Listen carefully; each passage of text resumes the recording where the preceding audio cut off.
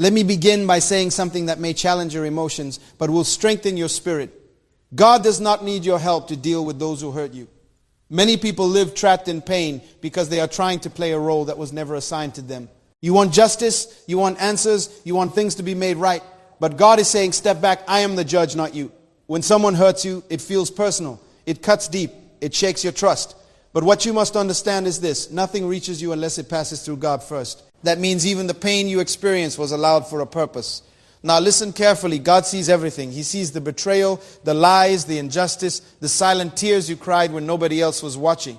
And because He sees all, He is the only one qualified to respond correctly. But here is where many people fail. Instead of trusting God to handle it, they take matters into their own hands. They become bitter, angry, revengeful. And in trying to punish others, they end up imprisoning themselves. God does not operate on your timeline. You want immediate justice, but God works through eternal principles. Sometimes He deals with people silently. Sometimes He allows consequences to unfold naturally. And sometimes He allows consequences to unfold naturally. And sometimes He uses time itself as the greatest teacher. You may not see it today, but no action goes unaccounted for. Every seed produces a harvest. Those who hurt others will eventually face the fruit of their actions, not because you wished it, but because divine law demands it.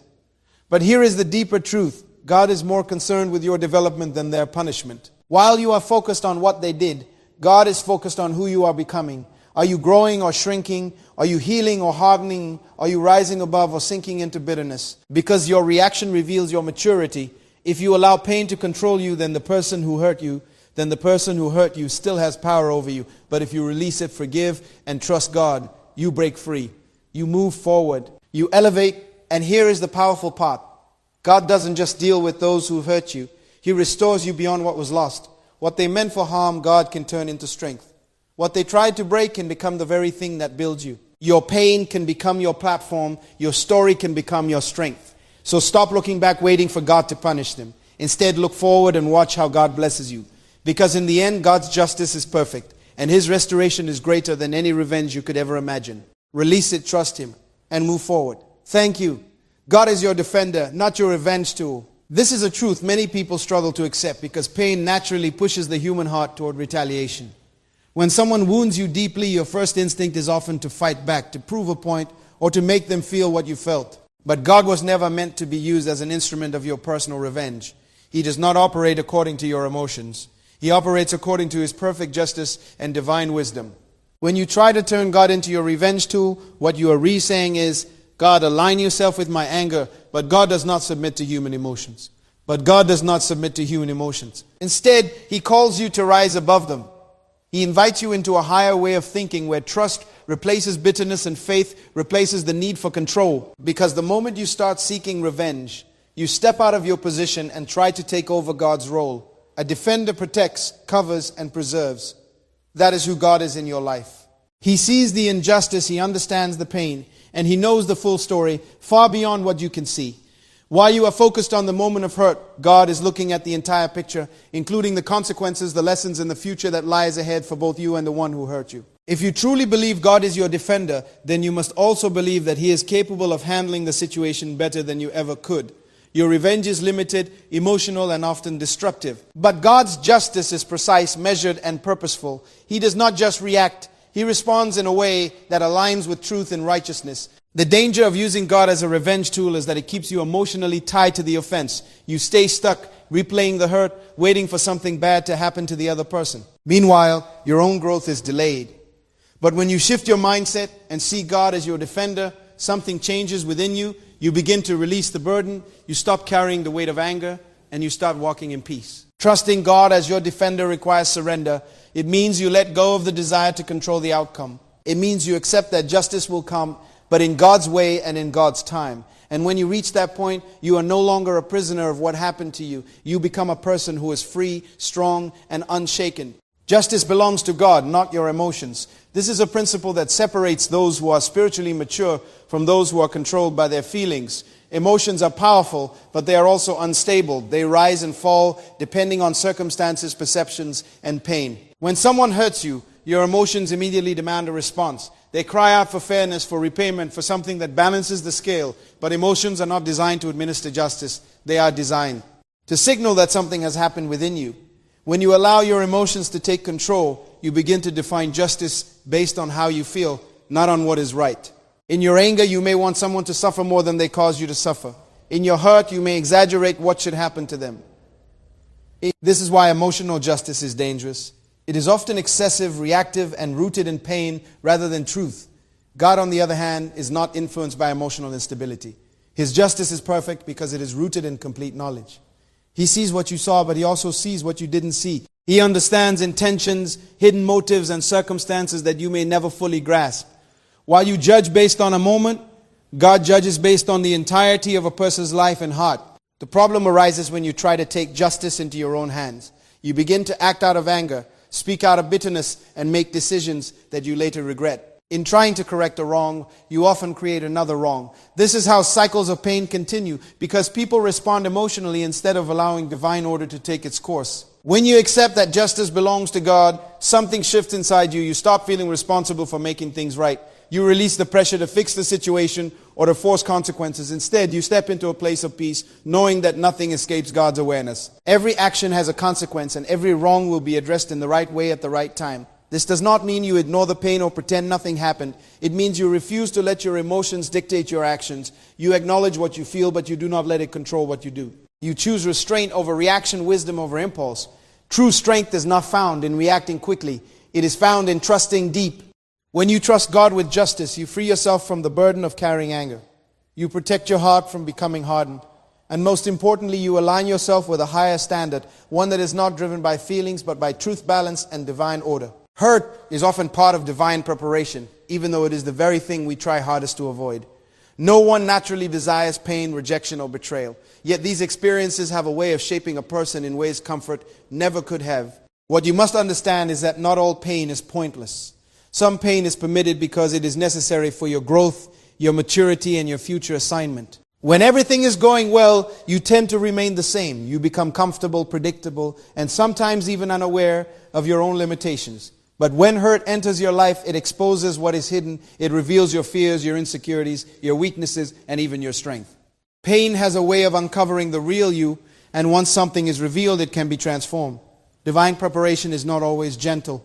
Sometimes it comes through pressure, through disappointment, and through situations you did not ask for. But these moments are not designed to destroy you. They are designed to develop you. Just as gold must go through fire to be purified, your character must go through fire to be purified. Your character must go through challenges to be refined. Without pressure, there is no growth. Often the people who hurt you are part of that preparation process. This does not mean their actions are right, but it does mean that God can use even negative situations for a greater purpose. What they intended for harm can become a tool for your advancement. The betrayal you experience may teach you discernment. The rejection you face may push you toward a better path. The pain you endured may build resilience that you will need in your future. The danger is when you focus only on the hurt and miss the lesson. If you stay stuck in the pain, you delay your own progress. But if you begin to ask, what is this trying to produce in me? You shift from being a victim to becoming a student of your experience. Preparation always comes before promotion. You cannot handle greater responsibility if your character has not been tested. You cannot lead others if you have not first learned how to endure. The strength you need for your future is being built in the moments you least understand. So instead of asking, why did this happen to me? Begin to ask, what is this preparing me for? That question changes your perspective. It moves you from confusion to purpose. Hurt may not feel good, but it can work for your good if you allow it. When you embrace the process, you come out stronger, wiser, and more equipped than you were before. God sees what people hide from others. This truth should both comfort you and correct you, because it reveals that nothing in your life is ever truly unnoticed. People may present a version of themselves to the world that looks kind, honest, and sincere, but behind that image can exist motives, intentions, and actions that no one else can see. While human judgment is limited to appearances, God's awareness goes far beyond what is visible. Many times, the pain you experience comes from things others deny or conceal. Someone may hurt you and then act innocent in front of others. They may twist the story, protect their reputation, and leave you carrying the weight of something you didn't deserve. In those moments, it can feel frustrating and unfair because it seems like the truth is hidden and justice is delayed. But what you must understand is that nothing is hidden from God. He sees the conversations that happened in secret. He hears the words that were spoken behind closed doors. He knows the intentions behind every action, even when those intentions are carefully disguised. Where people can manipulate perception, God cannot be deceived. His understanding is complete, accurate, and unchanging. This is why you do not have to exhaust yourself trying to prove your innocence or expose someone else's wrongdoing. When you know that God sees everything, you are released from the pressure of defending yourself before everyone. You may not be able to control what people believe, but you can rest in the fact that the truth is already known where it matters most. At the same time, this truth calls you to live with integrity. It reminds you that you cannot hide your own intentions either. Just as God sees the wrong done to you, He also sees how you respond, how you think, and what you carry in your heart. It becomes an invitation to align your inner life with what is right, even when no one else is watching. There is also a deeper assurance in this, because God sees what is hidden. He responds with perfect accuracy. His actions are not based on rumors, assumptions, or partial information. They are based on complete truth. This means that when He moves rightly. When He corrects justly. When He restores fully. So when you feel misunderstood, overlooked, or wronged in ways others cannot see, remember this. Your reality is not invisible. Every tear, every silent struggle, every hidden injustice is fully known. And because it is known, it will be addressed in a way that only a perfect and all-seeing God can accomplish. Your response determines your elevation. Life is not defined only by what happens to you, but more importantly, by how you respond to what happens. Many people focus on the event, the pain, the betrayal, or the injustice, but they overlook the one thing they truly control, the reaction. And it is in that reaction that your future is shaped. When you are hurt, misunderstood, or mistreated, you stand at a crossroads. One path leads to anger, bitterness, and retaliation. The other leads to growth, wisdom, and restraint. The situation may be the same, but the outcome will be completely different depending on the path you choose. This is why your response is so powerful. It determines whether you rise or remain stuck. Elevation is not automatic. It is a result of maturity. And maturity is revealed in moments of pressure. Anyone can act well when life is easy, but your true character is exposed when you are challenged.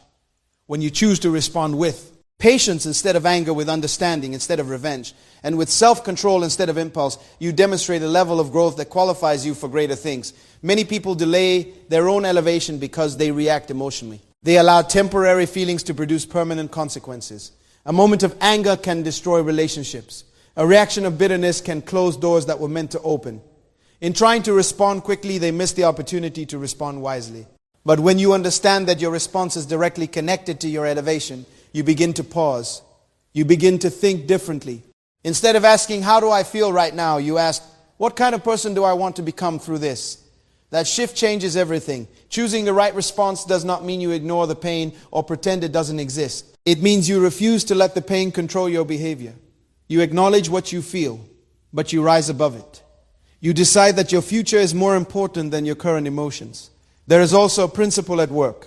Higher levels require higher discipline. If you cannot manage your reactions at one level, you will not be prepared for the next. The challenges you face are often tests of your readiness. Your response becomes the evidence of your preparation. When your response becomes the evidence of your preparation, when you respond correctly, even in difficult situations, you position yourself for growth. You protect your peace, you strengthen your character, and you open the door for greater opportunities. Elevation is not just about being lifted, it is about becoming the kind of person who can handle being lifted. So every time you are faced with a difficult situation, remember this. Your response is not just a reaction, it is a decision that shapes your destiny. God restores more than what was taken. This is one of the most powerful truths you can hold on to. End seasons of loss, pain, and disappointment.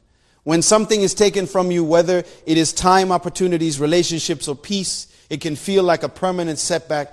It can seem as though something valuable has been removed from your life, leaving a gap that can never be filled. But God does not operate within the limits of human loss. He is not restricted by what was taken. He is focused on what can be restored and multiplied. Many people think restoration simply means getting back what they lost. He then simply means getting back what they lost. But divine restoration goes beyond replacement. God does not just bring you back to where you were. He brings you forward to a place greater than before. What you lost may have been significant, but what God has prepared for you carries a greater purpose, a deeper value, and a stronger foundation. Sometimes what was taken from you was not meant to remain in your life forever. It may have served a purpose for a season, but its removal is part of a transition into something better. In the moment it feels like loss, but in reality it is often redirection. God sees what you cannot see, and He knows what is ahead. What you are holding on to may not be able to carry you into your next level, so it must be released. The challenge is that restoration rarely happens instantly. there is often a period where you feel the absence of what was lost. This is where faith is tested. Will you trust God even when you don't see immediate results? Will you believe that something greater is coming even when the present feels empty? True faith is not based on what you see. It is based on who God is. During this process, God is not only preparing what is coming to you, but He is also preparing you for what is coming. Greater blessings require greater capacity. If He were to give you more without preparing you, you might not be able to sustain it. So while you are waiting, you are on your growing. When restoration comes, it often arrives in unexpected ways. It may not look exactly like what you lost, but it will carry greater value. It will align more closely with your purpose. It will bring a level of peace and fulfillment that what you lost could not provide. So do not measure your future by what has been taken from you. Measure it by the power of the one who restores. What is ahead of you is not a repetition of your past. It is an expansion beyond it. In conclusion, understand this truth. God is not absent in your pain, and He is not unaware of what you have endured. Every hurt, every betrayal, and every injustice has been seen, measured, and accounted for. But your role is not to seek revenge or carry the burden of justice. Your role is to trust, to grow, and to respond with wisdom. What others meant for harm cannot stop what God has planned for your life. Instead, it becomes part of the process that shapes your character and prepares you for greater things. When you release the pain, trust God as your defender, and choose the right response, you position yourself for elevation and restoration. And in the end, God will not only deal with those who hurt you, but He will also restore you beyond what was